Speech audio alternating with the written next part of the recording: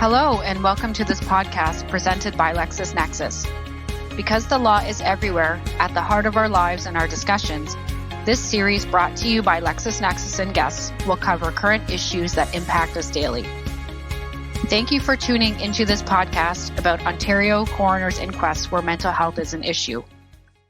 I am joined today by the co-authors of 3 chapters about this topic in a new release by LexisNexis entitled Law and Mental Health in Canada, Cases and Materials, which will be available both in digital format and in print in just a few weeks. With me today are Anita Szigeti and Jennifer Chambers. Anita is one of the general editors of the new book and a lawyer in Toronto who specializes in mental health justice. She's represented the Empowerment Council in many inquests concerning the death of people with lived experience of mental health issues. Jennifer is the executive director of the Empowerment Council, which is a peer-run nonprofit that advocates for the rights of people with lived experience of mental health and/or substance use issues. Jennifer has facilitated standing for the Empowerment Council and its forerunners as a party in over a dozen coroner's inquests into deaths of persons in crisis killed by police and in psychiatric facilities and jails over the last 25 years. Also with us today is another contributing author to this volume, Sarah Rankin, whose chapter is about the dangerous offender and long-term offender designations and mental health and treatment in that context. Sarah will be moderating today's discussion. Over to you, Sarah. Thank you. Anita, I'm going to start today by asking you, why did you want to include chapters on inquests in this book? There's no book out there just about Ontario Coroner's inquests. I'm also not aware of anything written on the feedback loop between the real world and inquests. In the Law and Disability volume that LexisNexis published a couple of years ago, there are 2 really strong chapters on mental health-related inquests in Manitoba. So much work has been done in Ontario where mental health issues are central to inquests that I wanted to document that history. But also, if a lawyer is retained on an inquest, they have very few existing resources to guide them. It is likely to be their first time and maybe the only time that they'll participate in an inquest. Our book gives them basic tools to start and provides all the major cases that relate to the core issues inquests engage. Also, as you know, because you were a law student still in school when we met and you worked with me on some very high-profile inquests, law students may have opportunities to work on these files, and when they do, this book will help orient them to the process, which is unique and not widely understood otherwise. Jennifer, maybe you can tell us a bit about the Empowerment Council. The Empowerment Council is led by psychiatric survivors, also called people with lived experience, and people who identify as having had addiction issues. Our mandate is systemic advocacy, so advocacy on a policy level. We only have 2.5 staff positions, so we try to concentrate our work in a way that can have the most impact. So the Empowerment Council and its forerunner, the Queen Street Patients Council, have been working on changing the police for about 25 years, mostly in Toronto, a bit in surrounding areas. There's been progress made, and there's also been backsliding. But as with all advocacy, it's never really done. And Jennifer, why did you agree to co-author these chapters for this particular textbook and for its readers who are law students and new lawyers? Why is it important for law students and new lawyers to learn about the ways in which your organization has participated in inquests and how this has helped your members? So most lawyers don't know how to participate in inquests, and even fewer public interest groups understand them. Yet they can be a very important means of understanding why a person's died and how to prevent a death like that from happening again. So inquests have a power of inquiry that we don't have on our own. And although the recommendations made at inquests don't have teeth in the sense the coroner can enforce them, any organization that cares about its reputation has to pay attention to them, or they could risk public condemnation for causing a similar death. So they can be an important means of change, even life-saving change. And the participation of a public interest group can make for a more meaningful and productive inquest, especially if it's composed of the people who share potential risk with the person who died. It's very high motivation. So far, we're the only psychiatric survivor organization in Canada doing this kind of systemic advocacy to a degree that we can build a substantial body of work. And then on a very practical level, I mentioned that our organization is small. Inquests are intensive. So for our legal team, it's often every day for weeks in court and preparation each night. And then the night before closing submissions are made, the juries often are made to the jury. There's often a lot of back and forth between different parties till the wee hours, but what recommendations we can jointly support with other parties, because the more parties that agree on a recommendation, the more likely it is the jury will accept them. But I can't take that much time away from my other work. So our legal team sends daily reports to me on what's happening and asks for any input on questions to ask witnesses and recommendations that we might want from them. Our legal counsel, most often Anita, also compiles other recommendations to consider what arises when questioning witnesses. So we temporarily expand the capacity of our organization through our legal team at Inquests. And Empowerment Counsel has actually been quite successful in getting the jury to accept the recommendations that our lawyers made throughout the inquest and in closing, and that our witness, usually me, has explained to the jury. I think it helps that we're the only party there whose only interest is to stop more people from dying. We're not trying to avoid getting sued. We're not gathering information for a lawsuit. We're not protecting our reputation. So we talk about what's happened and what could happen in a down-to-earth way for the jury. We make practical observations like the need for sufficient funding for crisis services that people want to use, rather than forcing people to use things they don't want to use, and the need to check on whether training is actually translating into how police are treating people on the street, or hospital workers, how they're treating people on the units. These are just a few ways that inquests have been able to promote changes that help our members. So there are 3 full chapters in this book devoted to Ontario Coroner's inquests. The first explores Ontario Coroner's inquests generally, and I want to talk a bit about that introduction first. Anita, what is a coroner's inquest in Ontario?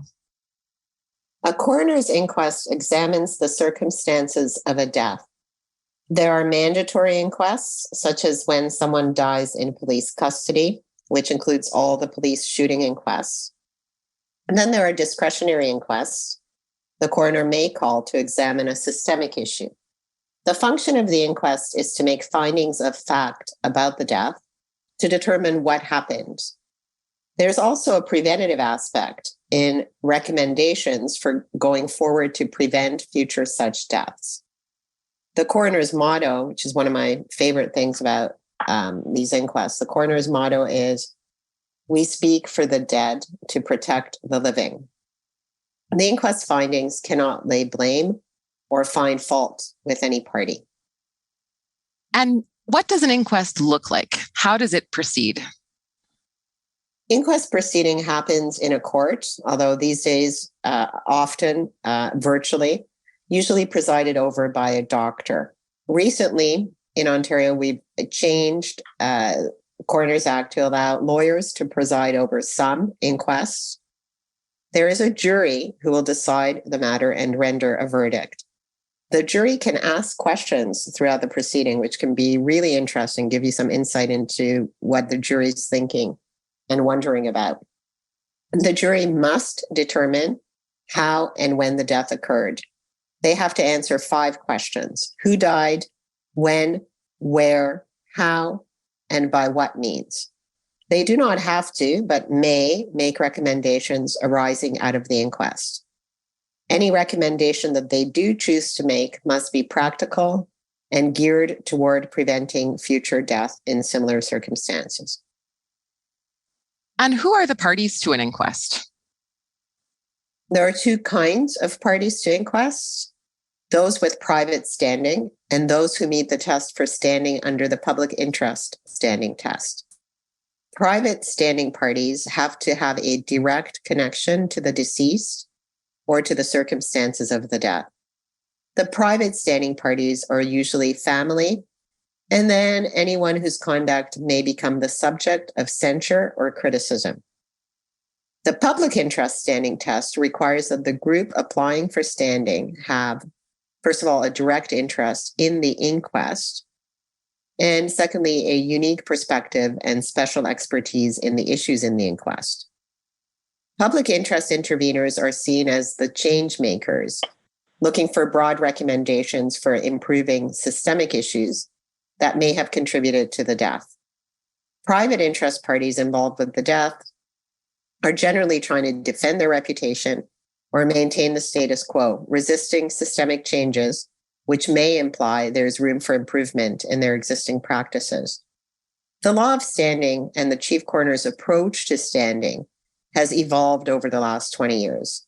Back even as late as the 1990s, you had to be virtually identically situated to the deceased to obtain standing. The coroner's office has undergone a massive transformation to the point that they now proactively reach out to various advocacy groups and invite groups such as the Empowerment Council to participate.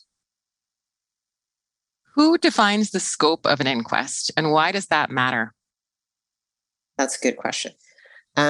The contest is often between, a narrow and a broad scope. So scopes can be narrow or broad. And it depends how you define the scope of the inquest, really depends on what is meant by the circumstances of the death that the inquest is mandated to look into. In police shooting death inquest, for example, police would likely prefer to keep the scope of the inquest to the minutes around the incident and the death. Or they may want to look at the mental health history of the individual in an effort to show a particular history of dangerousness or perceived need for involuntary hospitalization or forced treatment. Police may have an interest in focusing the scope to include, for example, that the person who was shot and killed had been previously detained or forcibly treated. And in the past, we've seen, for example, police services trying to argue that the individual should have been detained or treated against their will at the time that they were in crisis and police killed them. The public interest interveners are pushing to broaden the scope and to shift the scope. For example, in a police shooting inquest, the public interest interveners, such as the Empowerment Council, wants to and has been successful at getting the scope to include things like the training that police have, what alternative crisis responses were or not available, alternatives to lethal force, and all those kinds of things. And I'll just add that generally the coroner tries to keep the scope narrow, and the public interest groups work to show how aspects of the death that occurred connect to broader issues. The scope of the inquest is often controversial because sometimes the evidence that there's an issue isn't just in one death, but in a pattern of deaths. So, for instance, the special vulnerability of being Black and in crisis in an encounter with police might not be obvious one time, but when you see that this is who's dying more than anyone else, then we argue it needs to be addressed. And Jennifer, what recommendations might parties be trying to get a jury to make, and why? So one of the things that survivor groups want to do is defend against police or families seeking recommendations to change mental health legislation so people are more easily forced to use services they don't want. It's a kind of victim blaming that happens at inquests when the people who are members of the group resembling the person killed are not at the inquest. So instead, we suggest that funding go to services that people do want, that are inadequately funded, or in some cases do not exist in a particular part of the world, but have been proven to be successful elsewhere, which makes much more sense, supplying the help that people want rather than forcing them to use what they don't want. And some examples of self-identified needs we sought include adequate and inclusive housing, peer-run alternatives, consent-based crisis services. The inquest recommendations have been actually quite helpful in increasing funding to some of these options. So the general idea is to shift the focus away from coercion and the use of force, whether it's by police or within the mental health system, toward consent-based options being available. Police can use inquests to get recommendations for more weapons, such as conducted energy weapons, also called tasers, and we generally do our best to restrict their use.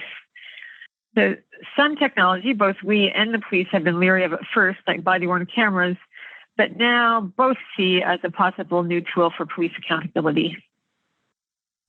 And what are some of the goals a survivor organization would have at an inquest? Well, one of the things we try to do is humanize the person who died and other psychiatric survivors that the inquest recommendations might affect. So we address some of the relevant stereotypes about people in crisis or who have mental health issues such as a presumption of dangerousness or a lack of capacity to make decisions. We educate the jury and the coroner about risks of forced drugging and detention, and about less coercive and generally more effective alternatives. And we describe how to de-escalate someone experiencing a crisis in a trauma-informed way. And we provide information and analysis of what and how the police teach.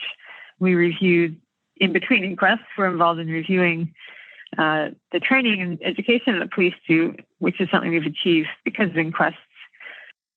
We advocate specifically for the following of most police-involved inquests: community-based mobile crisis intervention with significant representation of peers on staff and in governance, and which is also reflective of the community served in terms of race, indigeneity, local cultures.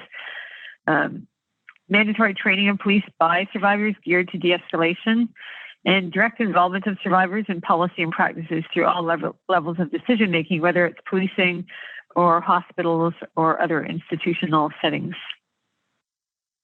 I want to talk next about how you accomplish these goals.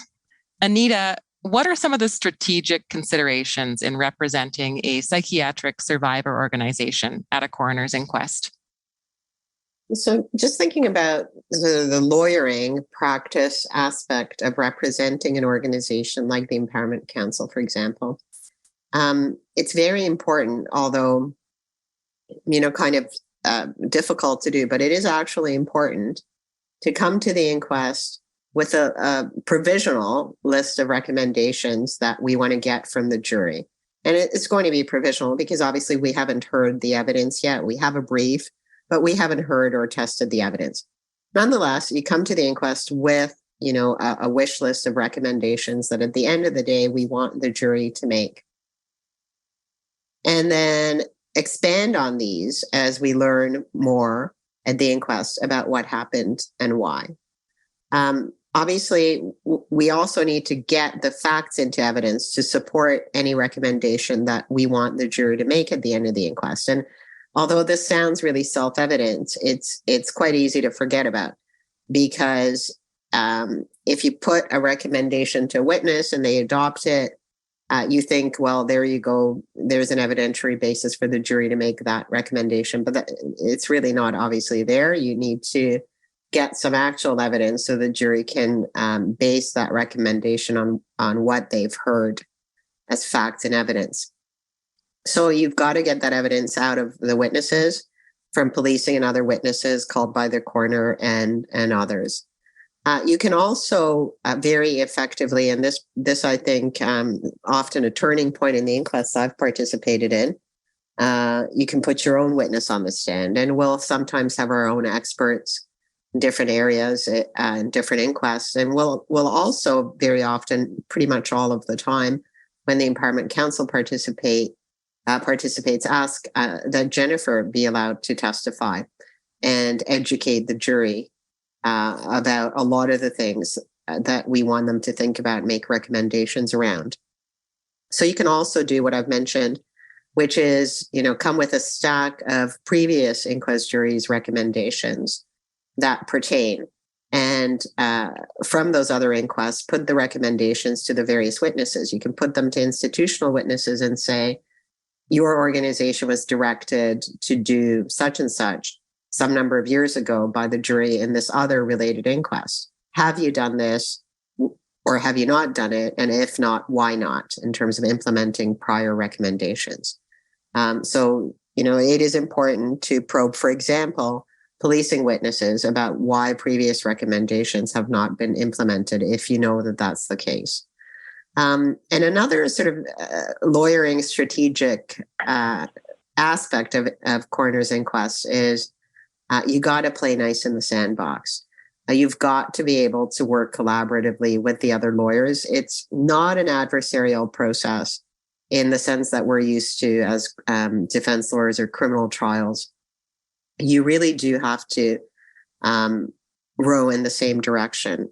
And if you don't work collaboratively, and the lawyers aren't getting along, and if we don't all keep our eyes on the ball in terms of getting those reasonable and practical recommendations from a jury, there's a real risk that the inquest will be derailed and it won't have the positive outcome that I think is what we're all hoping for otherwise. And finally, closing submissions to a jury same as with a trial, can be incredibly important and impactful. And you want to make the most of that limited amount of time that you'll have to make closing submissions. They're almost always time limited, not normally more than a half an hour. And you want to really make sure you get bang for your buck there, because you can really get at a jury in your closing. So those are just some practical tips. I'll try to add an off-the-cuff comment to the last thing that Anita said, which I think that putting together an understanding of the story of what happened to the person who died, that the jury and hopefully the public can connect with, is really the thing that's most likely to lead to actual change. People are really motivated and moved by what happened to the person who died and by concern for what's going to happen to people in the future. Thanks for that. We've been talking about what a coroner's inquest looks like in Ontario. I want to move to discussing the other two inquest chapters in the book. The first of those chapters is about people in crisis, killed by police. Jennifer, can you explain some of the history and context for your involvement in these policing inquests? I've facilitated standing at inquests primarily for two organizations, both peer-run systemic advocacy organizations, the Clean Street Patients Council and the Empowerment Council, as we discussed in the book.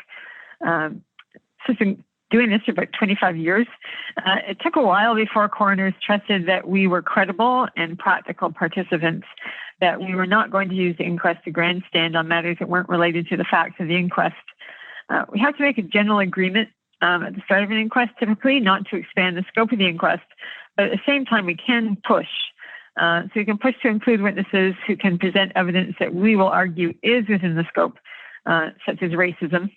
While inquest recommendations don't have the force of law, a lot depends on how much public outcry an inquest stirs up, and whether one of the parties to whom the recommendations are directed is likely to end up in inquest court with a witness like us pointing out that if they'd followed the recommendations in the last inquest, the person would not be dead.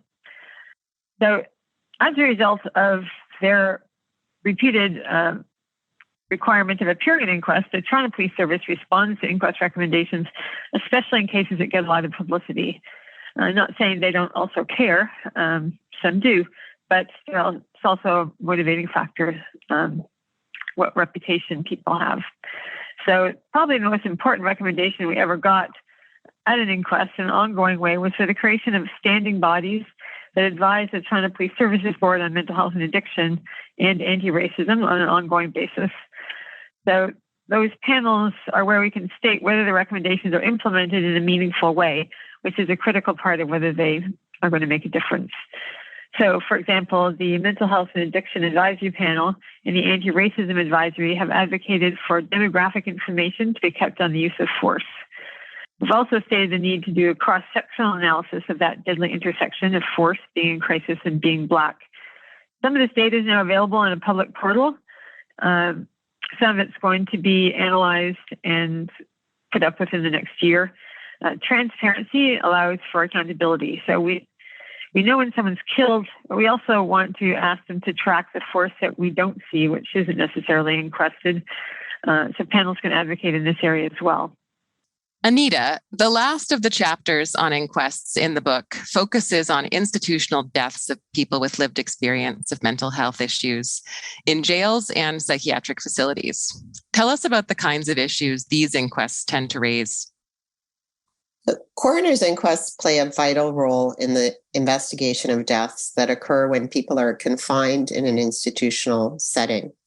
By their very nature, institutions that detain people are not open to public scrutiny, and the people within them cannot choose to leave when conditions are unsafe or when critical needs are not met.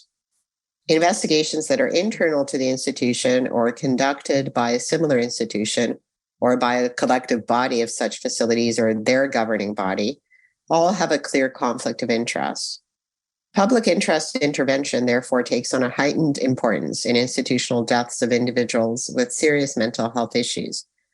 The participation of an organization of people with lived experience of mental health issues, like the Empowerment Council, has been instrumental in obtaining very significant recommendations from inquest juries looking at suicide or use of restraint causing death in both psychiatric hospitals and in correctional facilities.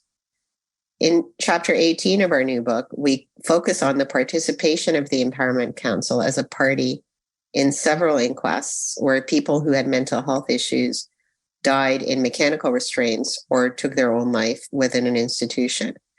And we don't have time today to go through all of them. And perhaps an idea for future podcasts is to have a more exhaustive look at some of the inquests, both on the policing front and the institutional deaths side. But I'll flag one or two of the mechanical restrained deaths that have been really important. The inquest into the death of Jeffrey James, who died in 2005, and I think the inquest didn't happen until about 2008.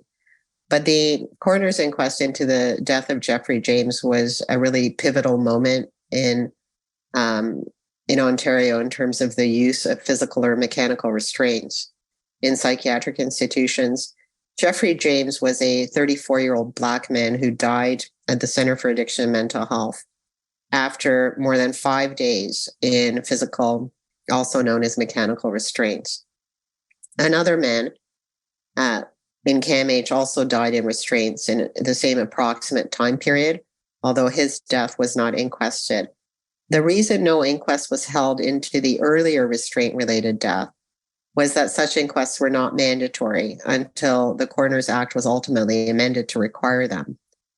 So the coroner chose, to their credit, to call as a discretionary inquest the inquest into the restraint-related death of Jeffrey James. But coming out of James, there were more than 80 at least recommendations that came out of James. And one of those recommendations was for this legislative change that was implemented subsequent to the James inquest as a direct result of the Empowerment Council's participation in the inquest and the jury's adoption of the recommendations in this regard that the Empowerment Council proposed. And so now all deaths in physical or mechanical restraints in psychiatric hospitals are mandatorily inquested. I'll take a minute. I know both Jennifer and I feel very strongly about the emotionally extremely difficult inquest into the death of Nicolaus Bellos. It's pronounced Bellos, but if you're looking for it, it's spelled Mpelos. The Bellos inquest similarly looked at the death of a 65-year-old man in physical restraints in the emergency department of a Toronto General Hospital, not the Toronto General Hospital, but a general hospital, and their emergency room in Toronto. He came in voluntarily.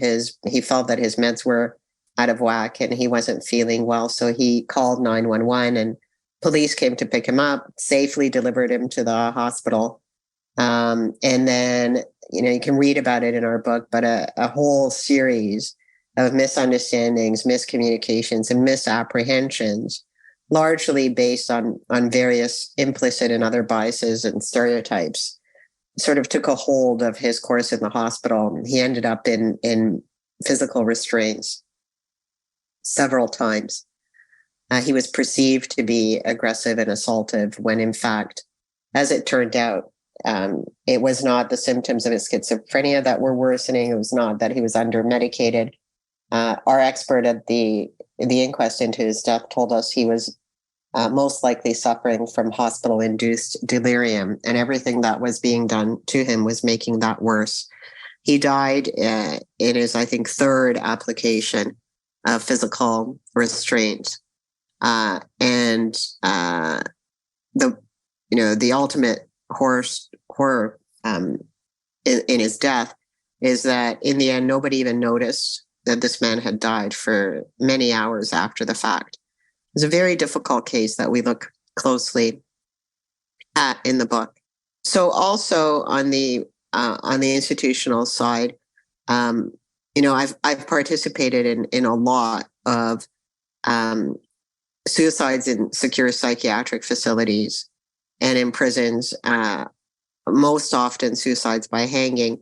In the book, we delve into the Ashley Smith inquest, and I won't talk about that. There's a lot of it in the book. I think most listeners will be familiar with at least the facts of Ashley Smith's tragic death.